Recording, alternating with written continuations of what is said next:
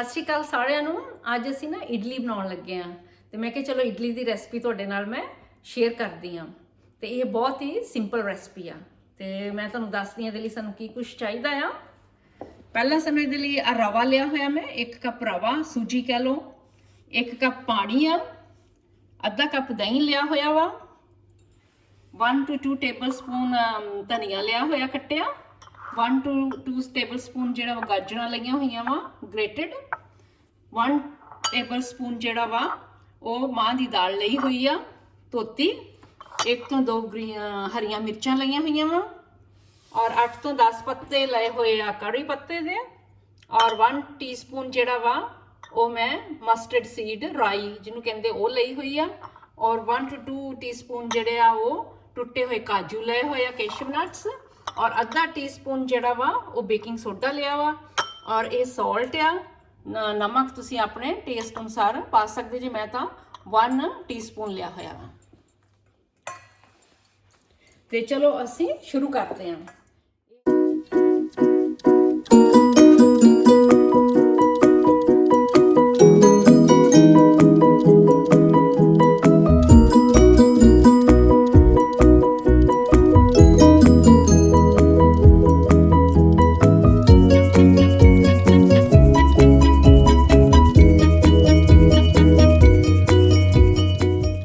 ਲੰਪ ਨਹੀਂ ਇਹਦੇ 'ਚ ਹੈਗਾ ਤੇ ਇਹਨੂੰ ਅਸੀਂ ਮਿਕਸ ਕਰਕੇ ਤੇ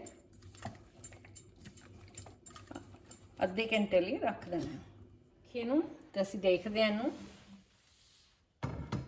ਇਹ ਦੇਖੋ ਬਿਲਕੁਲ ਫਾਈਨ ਹੋ ਗਿਆ। ਅਸੀਂ ਇਹਦੇ ਵਿੱਚ ਹੁਣ ਨਾ ਸਾਲਟ ਪਾ ਦਿੰਦੇ ਹਾਂ, ਹੈਨਾ। ਸਾਲਟ ਪਾ ਕੇ ਅੱਛੀ ਤਰ੍ਹਾਂ ਮਿਕਸ ਕਰਤਾ।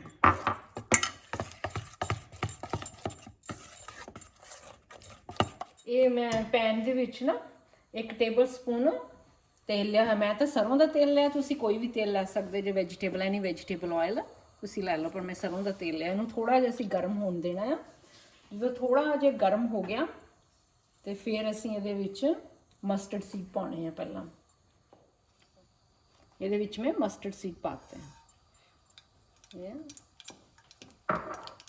ਸਪਲਟਰ ਕਰਨੇ ਸ਼ੁਰੂ ਹੋ ਗਏ। ਇਹਦੇ 'ਚ ਤੁਸੀਂ ਬਸ 5-10 ਸੈਕਿੰਡ ਹੀ ਇਹਨੂੰ ਇਹਦੇ 'ਚ ਅਸੀਂ ਕਰਨਾ ਹੈ।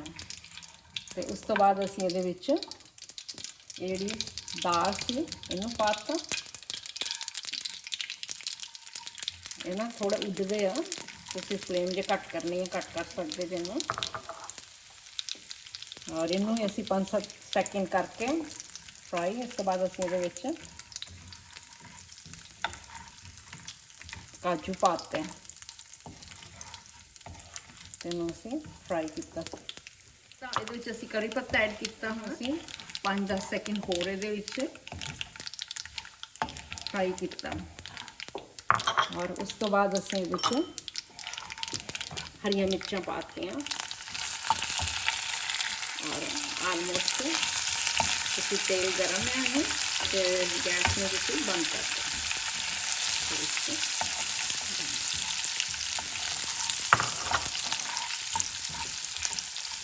ਇਸ ਤੋਂ ਬਾਅਦ ਅਸੀਂ ਇਹਨੂੰ ਗਰਮ ਨੂੰ ਅਸੀਂ ਜਿਹੜਾ ਸਾਡਾ ਬੈਟਰ ਆ ਉਹਦੇ ਵਿੱਚ ਅਸੀਂ ਇਹਨੂੰ ਤੜਕੇ ਨੂੰ ਐਡ ਕਰ ਦੇਣਾ ਹੈ।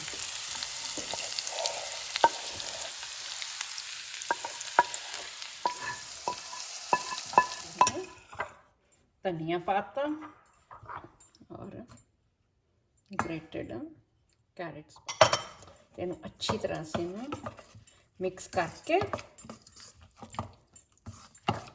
give it a good stir। ਤੇ ਇਹਦੇ ਵਿੱਚ ਅਸੀਂ ਜਿਹੜਾ ਲਾਸਟ ਤੇ ਅਸੀਂ ਜਿਹੜਾ ਬੇਕਿੰਗ ਸੋਡਾ ਵਾ ਉਹ ਐਡ ਕਰਤਾ।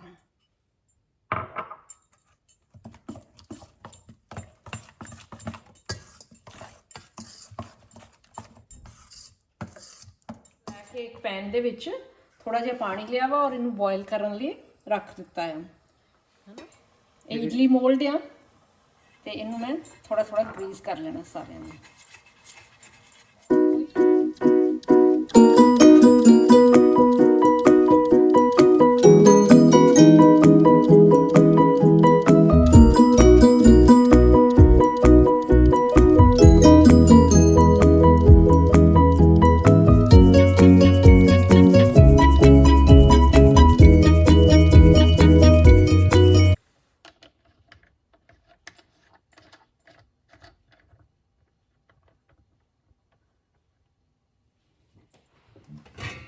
ਇਹ ਪਾਣੀ ਸਾਡਾ ਬੋਇਲ ਹੁੰਦਾ ਪਿਆ ਵਾ, ਬੋਇਲ ਹੋ ਗਿਆ, ਗਰਮ ਹੋ ਗਿਆ।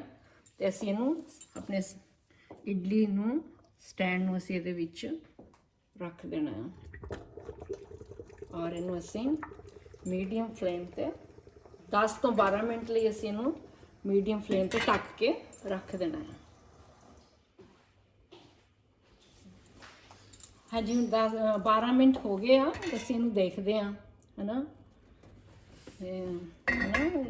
Looks good. ਗੈਸ ਬੰਦ ਕਰ ਦਿੱਤੀ ਆ ਔਰ ਇਹਨੂੰ ਅਸੀਂ ਚੈੱਕ ਕਰਦੇ ਹਾਂ। ਚੈੱਕ ਕਰਨ ਲਈ ਤੁਸੀਂ ਇਸ ਤਰ੍ਹਾਂ ਉਂਗਲ ਨੂੰ ਥੋੜਾ ਜਿਹਾ ਪਾਣੀ ਲਾ ਕੇ ਤੇ ਇਹਨੂੰ ਇਸ ਤਰ੍ਹਾਂ ਦੇਖਣਾ, ਦਬਾ ਕੇ ਮਾੜਾ ਜਿਹਾ। ਉਂਗਲ ਨਾਲ ਬਿਲਕੁਲ ਤੁਹਾਡੇ ਕੁਛ ਨਹੀਂ ਲੱਗ ਰਿਹਾ ਹੈ ਨਾ, ਬਿਲਕੁਲ ਕਲੀਨ ਫਿੰਗਰ ਆਉਂਦੀ ਪਈ ਹੈ। So that mean it's ready. ਤੇ ਅਸੀਂ ਇਹਨੂੰ ਹੁਣ ਠੰਡਾ ਹੋਣ ਲਈ ਕੱਢ ਕੇ ਥੋੜੀ ਦੇਰ ਲਈ ਰੱਖ ਦੇਣਾ ਹੈ।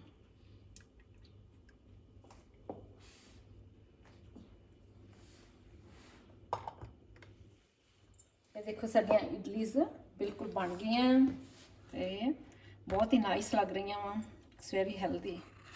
ਇਹਨੂੰ ਅਸੀਂ ਬਸ ਇਹਦੇ ਚੋਂ ਮੋਲਡ ਦੇ ਵਿੱਚੋਂ ਕੱਢ ਲੈਣਾ ਹੈ। ਇਹ ਦੇਖੋ ਕਿੰਨੀ ਸੋਹਣੀ ਬਣੀ ਹੈ।